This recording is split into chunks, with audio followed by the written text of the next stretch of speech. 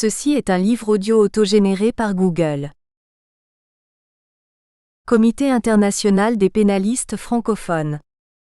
La présente collection se destine à la publication des travaux du Comité des pénalistes francophones. Elle comprend notamment les actes des congrès internationaux organisés par le comité. Comité de lecture. Kazumasa Akaike. Professeur à l'université Ryukoku de Kyoto, Japon. Doyen honoraire de la faculté de droit. Jean-Paul Serré. Maître de conférence à l'université de Pau, France. Vice-président de l'Association française de droit pénal. François Fourment. Professeur à l'université François Rabelais de Tours, France. Anne Jacobs. Professeur à l'université de Liège, Belgique. Directrice de l'unité de droit pénal et de procédure pénale. Carlos Eduardo Japiaçu. Professeur à l'université d'État de Rio de Janeiro, Brésil. Président de l'Association brésilienne de droit pénal. Secrétaire général de l'Association internationale de droit pénal. Léonide Golovko.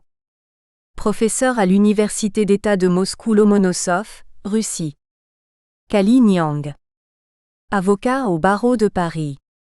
Président de l'Académie internationale des hautes études sur la sécurité, Dakar, Sénégal.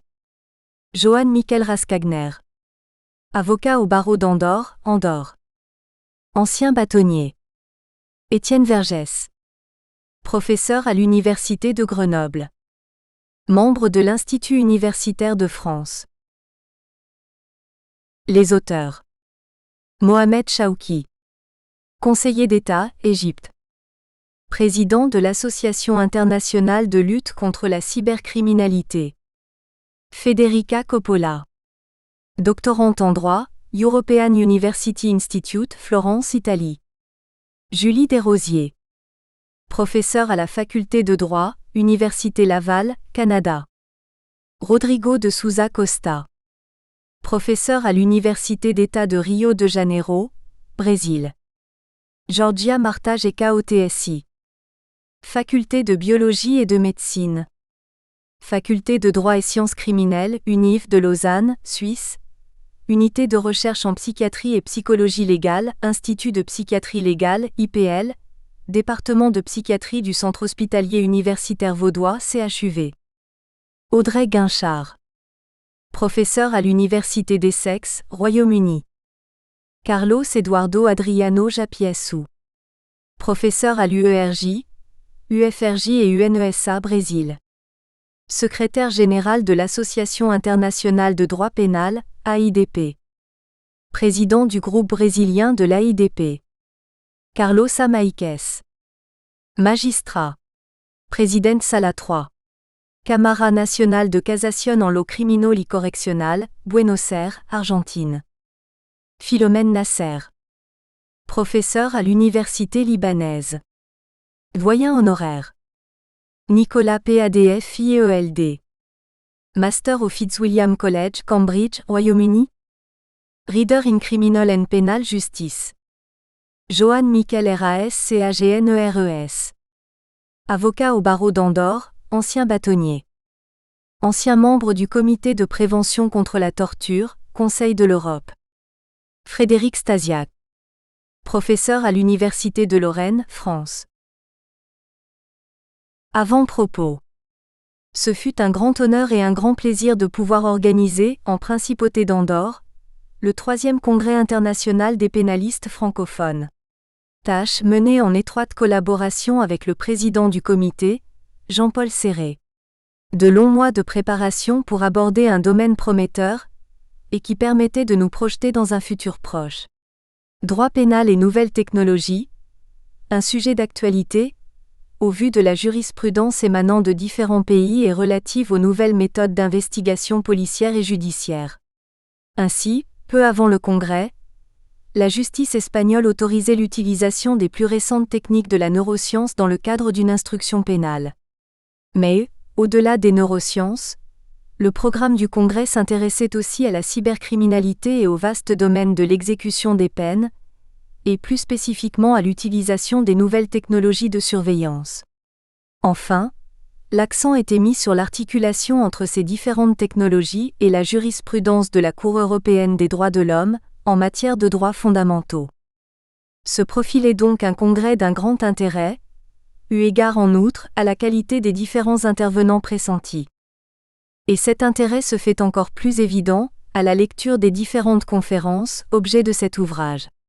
Les participants offrent aux lecteurs, qui certainement leur en sera gré, leurs plus récentes analyses dans les domaines dont s'agit. Je ne peux donc que leur exprimer ma gratitude la plus profonde, pour l'excellence indéniable de ces travaux, qui apportent nombre d'éléments nouveaux dans des matières que les juristes peuvent avoir quelques difficultés à appréhender. L'articulation entre nouvelles technologies et droit pénal est de grande importance dans les temps actuels, et sans nul doute, acquerra, dans les mois et années à venir, une place dans la science juridique qui de prime abord pourrait sembler difficile d'apprécier. Au fil de la lecture, nous découvrirons ainsi la profondeur des réflexions de Mohamed Chawsky et de Audrey Guinchard sur les nouvelles formes de criminalité qui envahissent la toile. Les idées novatrices de Federico Coppola en matière de neurosciences, l'émergence de la neuroscience aux États-Unis grâce à l'étude de Georgia Martajeka au TSI, et enfin l'application des nouvelles technologies à la procédure pénale et à l'exécution des peines, grâce aux travaux de Julie Desrosiers, Rodrigo de Souza Costa, Nicolas Padfield, Philomène Nsar, Carlos Amaíquez et Carlos Eduardo Japiaçu. En résumé, un tour du monde en un seul ouvrage, de matière juridique pleinement dans l'actualité et exposé par des universitaires francophones de grand talent et dont les mérites sont reconnus par tous. Je ne peux clore ce bref prologue sans exprimer une nouvelle fois mes remerciements à tous, ainsi qu'à l'auteur du rapport conclusif, le professeur Frédéric Stasiak. Sans oublier évidemment le président du Comité international des pénalistes francophones, qui, outre toutes les tâches qu'il a assumées lors de la préparation du congrès et de cet ouvrage, a accepté d'y inclure un article sur le droit andorran, fort méconnu hors de nos frontières, et relatif à la protection du secret des communications. Et je peux donc que souhaiter que, à rebours de cet intitulé, les communications, objet du présent livre, jouissent de la diffusion la plus large possible. Elles le méritent. JMRASCAGNERES.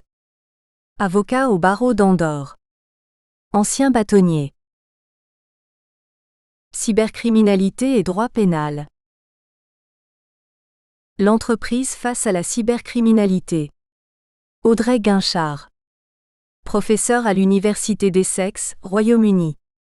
À partir de la fin de la Seconde Guerre mondiale, la mise en place d'un puissant réseau mondial de télécommunications, allié dès les années 60 à l'utilisation croissante des systèmes informatiques comme moyen de gestion de données et de services, a contribué à l'émergence de la révolution numérique, d'une seconde révolution industrielle, selon les termes mêmes du Manuel des Nations Unies de 1994 sur la prévention et la répression de la criminalité informatique. L'entreprise est au cœur de cette révolution, de par l'émergence d'une industrie de services fondée sur l'échange d'informations et de données à caractère personnel ou non, et acquérant souvent valeur économique. L'arrivée du microprocesseur dans les années 70, l'ouverture au public du réseau Internet dans les années 80, la généralisation de l'ordinateur individuel et le développement du World Wide Web dans les années 90 n'ont fait qu'accélérer cette révolution dont bénéficient tant les entreprises, les gouvernements que les individus. Les instances européennes et internationales soulignent très tôt ces aspects positifs du recours aux systèmes informatiques par l'entreprise et par les autorités publiques, mais elles s'inquiètent aussi assez vite des dangers d'une vie économique dépendante des systèmes et réseaux informatiques, ci-après-ci, et par suite susceptibles d'être vulnérables aux attaques et à l'utilisation à des fins criminelles des données illégalement obtenues.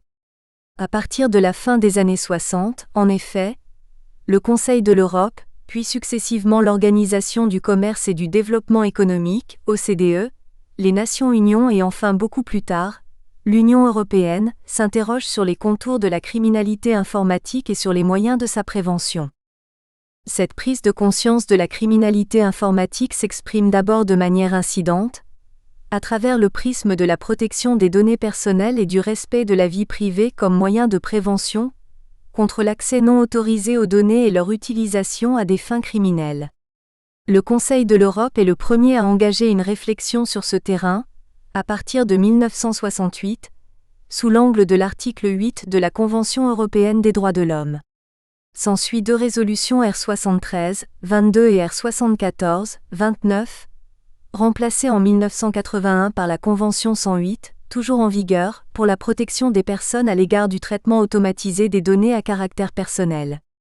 Le Conseil de l'Europe est rapidement suivi tant par nombre de ses États membres et non membres, comme les États-Unis, que par les autres instances internationales et européennes, elles aussi préoccupées des dangers liés aux systèmes informatiques. Ainsi, l'OCDE établit en 1980 ses lignes directrices sur la protection de la vie privée et les flux transfrontières de données de caractère personnel qui ne seront révisées qu'en 2013.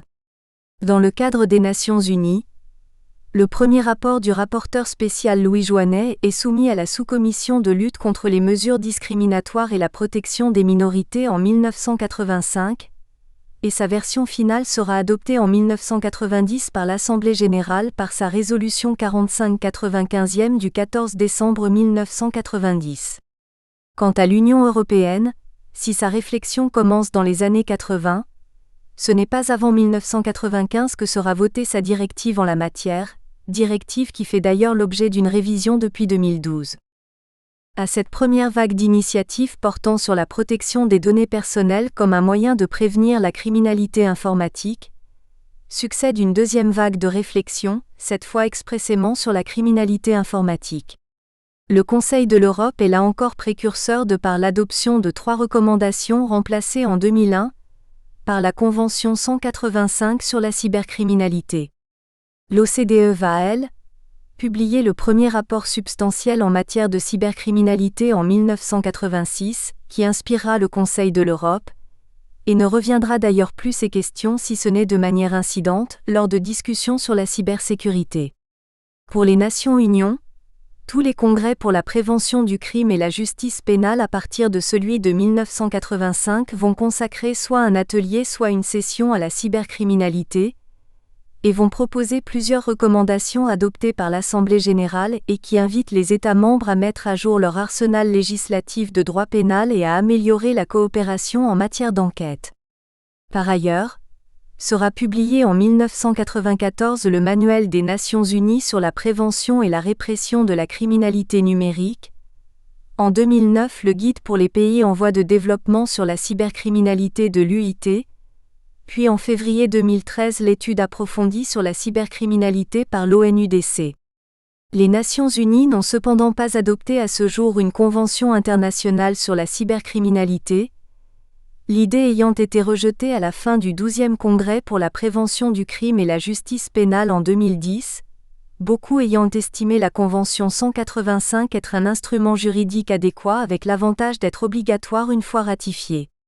D'où la position phare du Conseil de l'Europe, dont la réflexion commencée en 1976 va aboutir à l'adoption en 2001 de la Convention 185.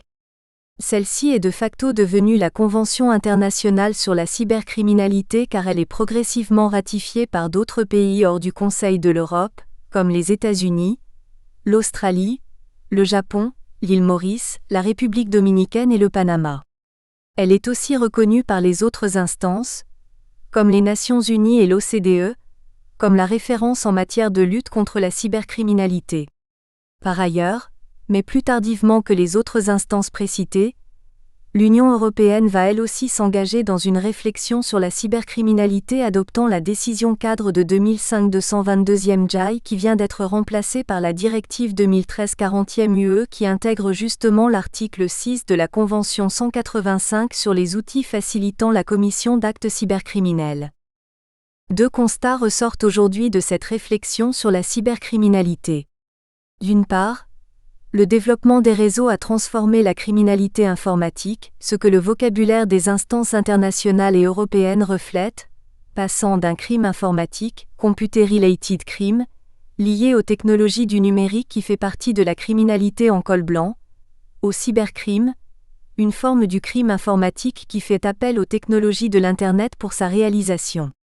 D'autre part, il existe un consensus de base en droit pénal substantiel, selon les termes mêmes du rapport de l'ONUDC de février 2013. Certes, ce consensus n'équivaut pas à un constat d'harmonisation de la législation pénale des différents pays, et les efforts en ce sens doivent se poursuivre, notamment par la ratification de la Convention 185 du Conseil de l'Europe. Néanmoins, des 14 conduites identifiées par l'ONUDC comme relevant de la cybercriminalité, 11 ont été criminalisées, dont notamment l'accès, l'interception et l'interférence illégale avec les systèmes informatiques et les données informatiques, l'usurpation d'identité et la violation des droits de propriété intellectuelle, sous réserve de la question de la criminalisation des outils informatiques créés, vendus et utilisés pour commettre ces infractions, et sur laquelle nous reviendrons au cours de notre étude.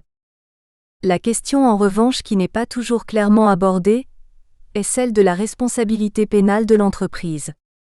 La Convention 185 et la Directive 2013/40/UE sur la cybercriminalité reconnaissent le principe de la responsabilité pénale des personnes morales, mais les discussions ne sont pas abondantes, les instances internationales et européennes préférant aborder le rôle de l'entreprise face à la cybercriminalité sous un autre angle, celui de la cybersécurité, avec la création d'obligations dont le manquement peut entraîner une responsabilité juridique.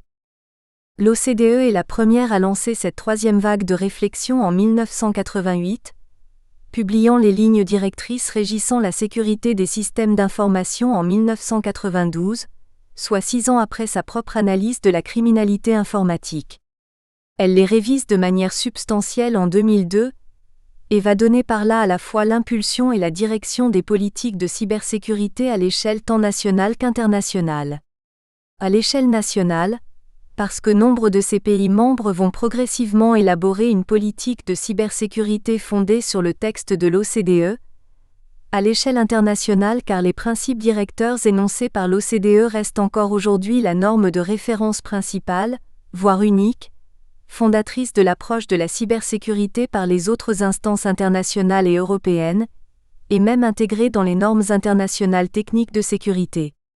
En effet, si l'Assemblée générale des Nations unies adopte une résolution 57-239 du 20 décembre 2002 sur la création d'une culture mondiale de la cybersécurité, elle reprend en fait presque mot pour mot le texte de l'OCDE sur les principes directeurs. Le guide de l'UIT de 2007 sur la cybersécurité reprend aussi les grandes lignes directrices dégagées par l'OCDE. Si l'Union européenne a bien un programme de cybersécurité, aucune directive n'a pour l'instant été votée, qui en encadrerait le développement pour tous les SRI, et pas seulement pour les réseaux et services de communications électroniques, Directive 2000/21/CE, et pour les infrastructures critiques comme proposition de directive en février 2013 modifiée par le Parlement en mars 2014. Dès lors prend toute son importance la déclaration par le Conseil de l'UE, en février 2003, que les lignes directrices sont un modèle utile pour le développement de politiques visant à mettre en place une culture de la sécurité. Quant au Conseil de l'Europe, il commence à peine à mettre en place une réflexion sur la cybersécurité sous l'intitulé de Capacity Building Programme, ayant jusqu'à présent concentré l'essentiel de son action à la création de sa Convention 185 de 2001, puis à l'adoption de cette dernière par l'ensemble de ses pays membres mais aussi au-delà de son cadre géographique. Les lignes directrices de 2002 de l'OCDE restent donc le texte international fondamental bien qu'à valeur juridique non obligatoire. Or, elles donnent un rôle particulier au secteur privé, et par suite à l'entreprise, dans la prévention de la cybercriminalité. En effet, la coopération entre le secteur privé et l'État, et dans une moindre mesure avec les individus, est de mise, outre que l'obligation d'intégrer les mesures de sécurité dans l'architecture des SRI dès leur conception, principe 7, implique qu'un rôle stratégique est attribué aux entreprises du secteur des technologies de l'information et des communications, TIC, qui créent notamment les logiciels, base de tout SRI. Ce rôle beaucoup plus actif de l'entreprise promu par l'OCDE et partagé par les autres instances internationales, contribue à une articulation de la place de l'entreprise confrontée à la cybercriminalité. Cette articulation a été progressive, en ce sens qu'elle s'est dégagée au cours des 3 vagues d'analyse précitées, Elle est encore malaisée car ces enjeux en termes de responsabilité pénale de l'entreprise ne sont pas toujours bien cernés. 2. 1. L'articulation progressive de la place de l'entreprise face à la cybercriminalité. De la réflexion que mènent les instances européennes et internationales autour des 3 axes précédemment énoncés, va se dégager une certaine vision de l'entreprise confrontée à la cybercriminalité. Perçue au départ comme victime, l'entreprise devient au fil du temps un acteur de la lutte contre la cybercriminalité A, dont la question de la responsabilité pénale se dégage en filigrane B. A de l'entreprise victime à l'entreprise, instrument de la lutte contre la cybercriminalité. La démarche des instances européennes et internationales a d'abord été dictée par un constat, celui de l'entreprise victime de l'accès et de l'utilisation non autorisée des données qu'elle a enregistrées, qu'elles soient personnelles ou liées à la vie économique de l'entreprise. Par exemple, la réflexion du Conseil de l'Europe sur la criminalité informatique se développe, au début tout au moins, dans le cadre de la criminalité des affaires. De même, en avril 1985, le document de travail, rédigé par le secrétariat en vue du 7e Congrès des Nations Unies sur la prévention du crime et du traitement des prisonniers, constate que si le monde des affaires est bénéficiaire de son engouement pour l'informatique, il en est aussi la victime de par les usages frauduleux de l'informatique, notamment dans le secteur bancaire et financier. La réflexion sur la criminalité informatique s'esquisse donc à partir d'un constat selon lequel les entreprises sont victimes de la cybercriminalité. Cela n'a rien d'étonnant. Étant utilisatrice des systèmes informatiques bien avant les particuliers, l'entreprise a été par là même exposée la première à un risque de cybercriminalité. Les 2 premiers textes relatifs à la protection des données personnelles par le Conseil de l'Europe s'en font l'écho. La première recommandation de septembre 1973 concerne le secteur privé et a pour objectif d'empêcher les abus. La seconde, de septembre 1974, vise le secteur public et a pour but de contribuer à la compréhension et la confiance du public à l'égard des nouvelles techniques administratives que les autorités publiques mettent en œuvre. Par cette différence de formulation, le Conseil de l'Europe entend souligner sa perception du risque d'utilisation des données personnelles à des fins frauduleuses, un risque qu'il considère plus important dans le secteur privé que dans le secteur public. Bien sûr, il ne faut pas en déduire l'impossibilité d'abus à l'égard des données collectées par les autorités publiques.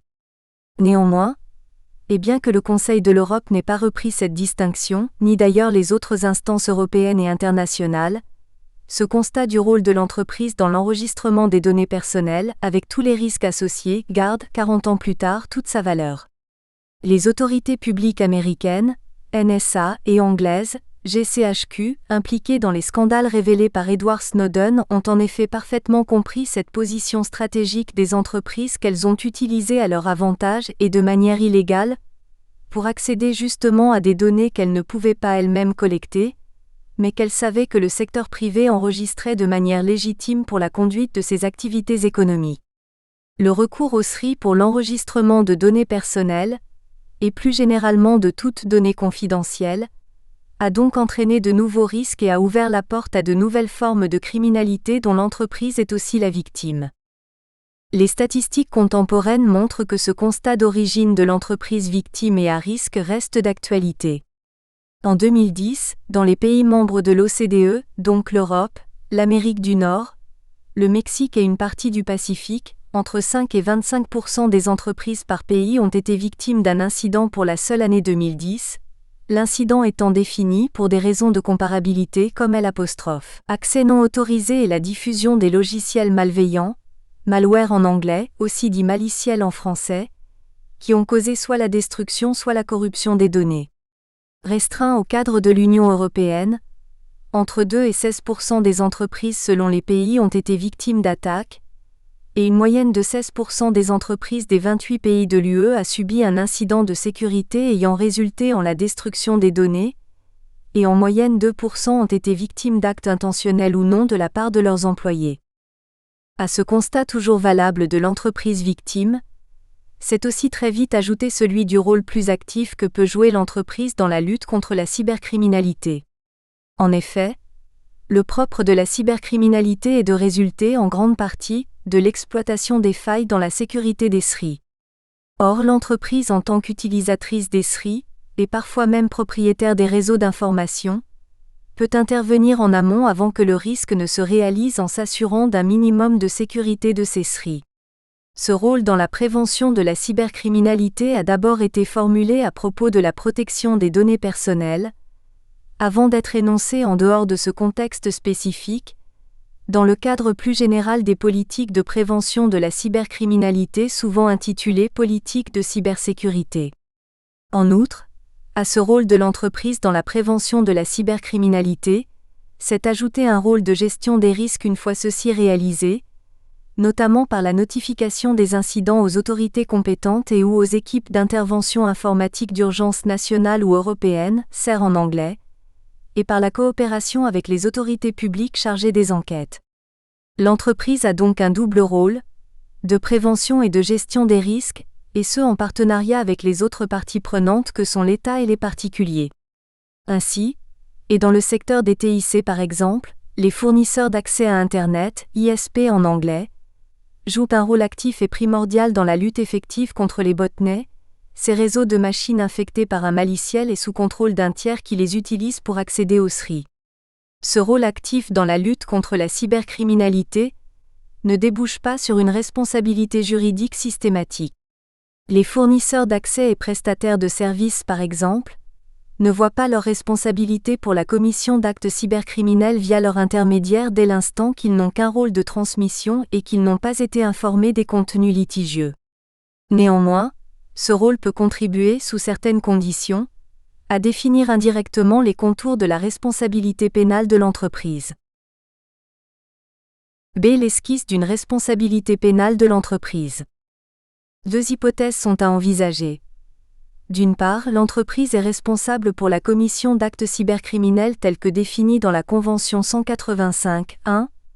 D'autre part, l'entreprise engage sa responsabilité en cas de manquement aux diverses obligations nées de son double rôle de prévention et de gestion du risque de cybercriminalité. 2. 1. La responsabilité pour commission d'actes cybercriminels. Posée en termes bruts, l'entreprise peut-elle engager sa responsabilité pénale en tant qu'auteur d'actes cybercriminels ?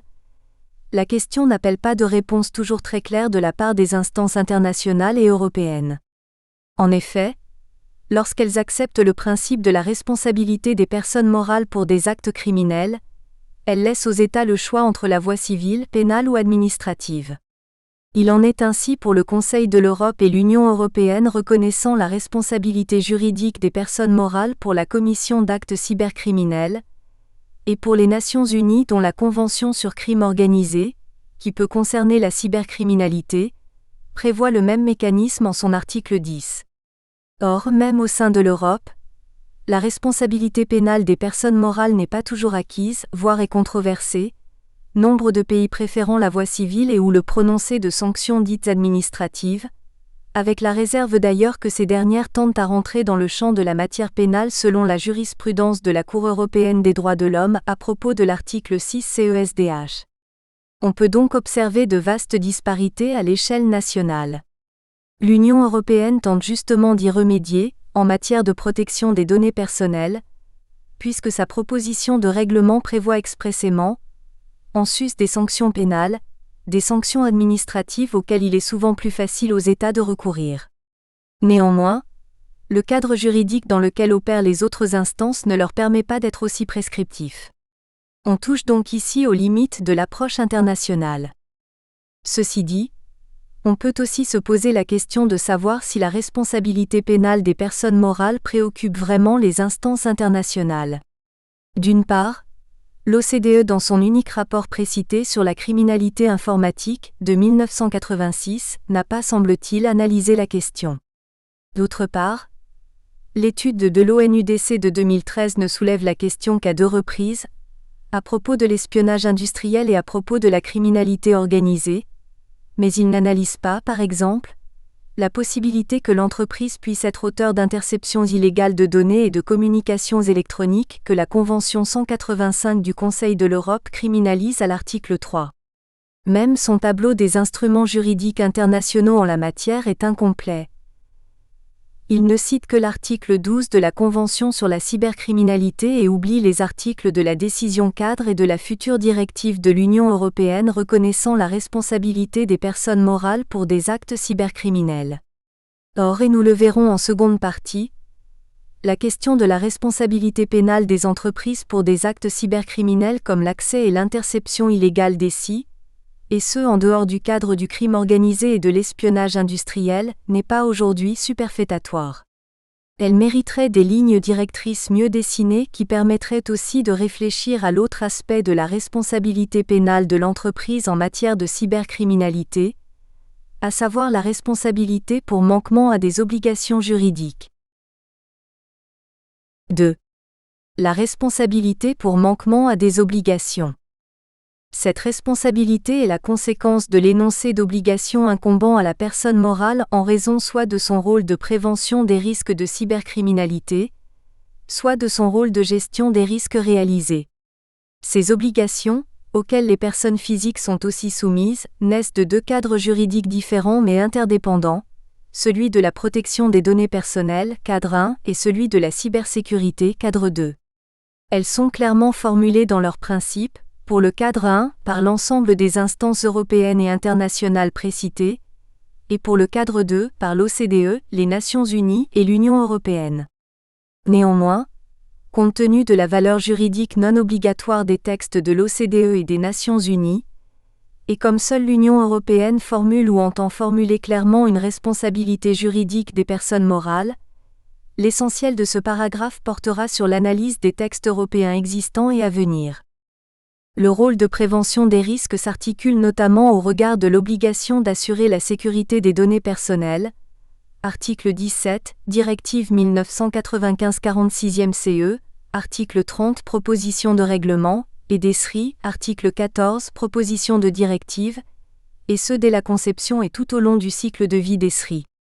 C'est ce qu'en anglais on désigne par l'expression très évocatrice de Security by Design, qui fait écho à celle de Privacy by Design, employée en matière de protection des données personnelles, article 23 de sa proposition de règlement. Le manquement à cette obligation de sécurité a deux effets. Le premier est de permettre aux États membres de l'UE de décriminaliser le comportement infractionnel d'accès illégal aussi, car selon l'article 3 de la directive 2013-40e sur la cybercriminalité, l'infraction pénale est l'accès sans droit, lorsqu'il est intentionnel, à tout ou partie d'un système d'information, lorsque l'acte est commis en violation d'une mesure de sécurité, au moins lorsqu'il ne s'agit pas de cas mineurs. Le second effet est qu'il peut engager la responsabilité pénale de la personne morale. Certes, la directive 1995-46e CE ne le prévoit pas expressément, mais la proposition de règlement en vue de remplacer la dite directive prévoit en son article 78 le recours express à des sanctions pénales pour toute personne, morale ou non, traitant des données personnelles. Ce texte prévoit en outre des sanctions dites administratives, article 79, pour des manquements par exemple à l'obligation de sécurité de l'article 30, article 79, 6, e. La responsabilité juridique des personnes morales en tous les cas ne fait aucun doute pour l'Union européenne, puisque dans son considérant 26 de la directive 2013-40e sur la cybercriminalité, elle déclare que les États membres sont encouragés à prévoir, dans le cadre de leur droit national, des mesures pertinentes permettant d'engager la responsabilité des personnes morales lorsque celles-ci ont de toute évidence pas assuré un niveau de protection suffisant contre les cyberattaques.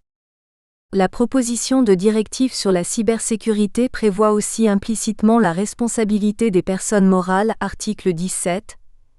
Cependant, son champ d'application est notablement plus restreint puisque depuis les amendements du Parlement européen en mars 2014, l'obligation de sécurité n'incombera qu'aux entreprises opérateurs d'infrastructures essentielles, et qu'en outre, les micro-entreprises seront exemptées, à moins d'être une succursale des '. Un opérateur, article 14.8. En d'autres termes, tous les développeurs de logiciels et les géants de l'Internet comme Google ou Facebook sont exemptés de l'obligation de sécurité. Bien sûr, pour un certain nombre d'entre eux, leur responsabilité reste engagée sous l'angle de la protection des données personnelles. Cependant, on ne peut que regretter un certain manque de cohérence dans le champ d'application délimité par ces deux propositions. À ce regret, s'ajoute celui de la cohérence entre les instruments juridiques, puisque la même obligation de sécurité a pour source juridique un règlement si les données personnelles sont en cause, et une directive si le cadre est celui de la cybersécurité. Espérons, comme l'avait observé l'OCDE en 2005, que les progrès en matière de protection de données personnelles continuent de jouer un rôle moteur indirect dans le développement d'une culture de la cybersécurité. Ces remarques sur la cohérence des futurs textes européens susceptibles d'être la source de la responsabilité pénale de l'entreprise valent aussi pour deux autres obligations, sur lesquelles nous ne reviendrons pas. Celle de procéder à une évaluation préalable des risques de cybercriminalité liés au traitement des données personnelles et à l'utilisation des SRI, et celle de notifier les incidents de sécurité, notamment s'ils sont susceptibles de constituer une infraction pénale. Ainsi, à travers la formulation d'un rôle plus actif de l'entreprise dans la prévention de la cybercriminalité, se dessiner la responsabilité pénale de l'entreprise, en sus de pouvoir être civile ou administrative en fonction des choix faits par les États. 2. Une articulation malaisée de la place de l'entreprise. Si les instances internationales et européennes s'accordent sur le principe que l'entreprise participe à une politique de prévention et de gestion des risques de cybercriminalité qui peuvent aussi engager sa responsabilité juridique, elles diffèrent parfois sur les modalités de sa mise en œuvre, réagissant différemment aux difficultés rencontrées en pratique. Ces difficultés sont liées à deux faits incontournables: la petite taille de la plupart des entreprises qui sont dans l'Union européenne à 99,8% des PME, et une sécurisation des SRI qui dépend fortement de la participation des entreprises du secteur des TIC. Dans le premier cas, le rôle de l'entreprise est difficile à mettre en œuvre alors que dans le deuxième cas il est plutôt ambigu, a un rôle difficile pour les PME, ou les limites de la responsabilité. Pour toute entreprise, quel que soit son secteur d'activité, limiter le risque de devenir victime d'actes criminels implique de mettre en place une culture de la cybersécurité, dont les bases ont été formulées par l'OCDE dans ses lignes directrices de 2002 reprises, nous l'avons vu, tant par les Nations Unies, que l'Union européenne et le Conseil de l'Europe. En pratique, cela se traduit par une série de mesures à prendre déjà évoquées plus haut et qui sont entre autres une évaluation des risques encourus en termes de cybercriminalité, la mise en place de mesures de base comme les mots de passe, les logiciels antivirus et les pare-feux, et l'adoption de règlements intérieurs identifiant au sein de l'entreprise les mesures prises et les acteurs responsables et établissant un plan d'action en cas d'attaque contre les SRI de l'entreprise. Étant donné que dans l'Union européenne, 99,8% des entreprises sont des PME, on peut s'interroger sur la capacité de ces petites et moyennes entreprises de satisfaire à leurs obligations, et par là à éviter le risque d'engager leurs responsabilités juridiques notamment pénales. Au cours des 10 dernières années, de nombreuses initiatives, tant par l'OCDE via le Business and Industry Advisory Committee, BIAC, que par l'UIT pour les Nations Unies, et l'Agence européenne chargée de la sécurité des réseaux et de l'information, ENISA, pour l'Union européenne, ont eu pour objet de sensibiliser les PME aux risques de la cybercriminalité et aux mesures de sécurité qu'elles peuvent mettre en place. Ceci dit, les statistiques au sein de l'Union européenne, enfin élaborées et souvent utilisées par l'OCDE et les Nations Unies, donnent une idée assez précise des difficultés rencontrées par les PME pour mettre en place un minimum de mesures de sécurité. En 2010, sur la question de savoir si les entreprises ont un règlement interne portant sur la sécurité de leur SI voire de leur RI, la moyenne toute entreprise confondue est de 25%. Un chiffre faible donc, mais qui cache une grande disparité selon la taille des entreprises. En effet, parmi les petites entreprises, 10 à 49 employés, seulement 21% en moyenne ont un règlement intérieur. Nous espérons que vous avez apprécié cet aperçu. Pour continuer à écouter ce livre audio sur Google Play Livres, utilisez le lien dans la description de la vidéo.